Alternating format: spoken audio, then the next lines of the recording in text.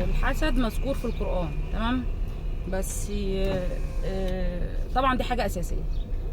بس أنا عايزة أفهم اشمعنى لك إيه عشان ما تتحسدش البس أزرق أو الخرزة الزرقاء، إيه سببها؟ يعني إيه علتها؟ إيه العلة في كده؟ أنا مش فاهمة برضو إيه العلة في الخرزة الزرقاء. تاني حاجة، يعني ليه ما نعلمش عيالنا واحنا ما نشوف حاجة نقول بسم الله ما شاء الله او اللهم بارك؟ يعني يقول لك لولا إذ دخلت جنتك قلت ما شاء الله، نقول ما شاء الله، ما شاء الله وخلاص، او اللهم بارك. هو انا في اختلاف ان كان الكلام على لولا إذ دخلت جنتك ديت يعني ايه؟ سؤال يا محمد. ان هي يعني ايه؟ ان انت البني ادم بيحسب نفسه. بس انا مش هخش في جدل قرآن عشان خاطر انا ما عنديش خلفية. بس يعني انا لابسه لك ازرق اهو بالمناسبه، يعني لابسه لك ازرق عشان ما تحسدنيش. هو حد يحسدني يا اولاد؟ يعني بخروا وخمسوا يا اولاد، بخروا وخمسوا يا اولاد.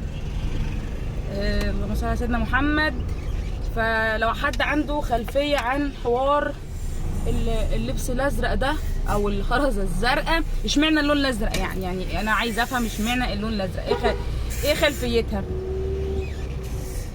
الخلفيه بتاعتها ايه؟ طب معلش، ليه ما اللي بيلبسش مثلا بنفسجي؟ ما لبسش بامبي؟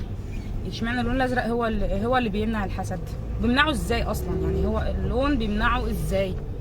مش شايفه ان هو ليه خلفيه او حاجه مقنعه. هي ممكن تكون يعني عاده من ضمن العادات، تمام، يعني او بدعه من ضمن البدع اللي احنا عايشين فيها، تمام.